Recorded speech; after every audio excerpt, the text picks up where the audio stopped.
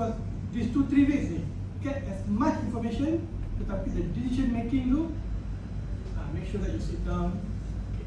So that is why this session ni yang paling penting is going to be after this, the one-on-one session, because we're going to look at your results and we're going to talk to the student, apa yang student tu nak buat, apa mak ayahnya orang kata cita-cita ataupun dream for the children.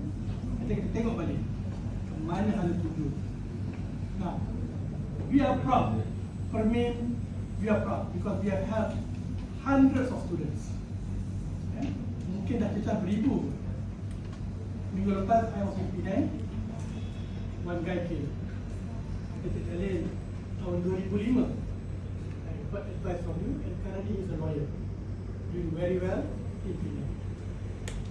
Bila saya tengok balik, bila kita start benda ni, I think kalau ikut ni, we have started way back almost 30 years ago. So it's very important. So I can give you a lot of stories. But as I said, the key point is that for the next 2-3 weeks, parents please take a bigger important role. Sit down. Now, advice ni bukan untuk those yang dapat fantastic result, good result. Tidak. Yang result tak bagus pun kita boleh tolong. Kita boleh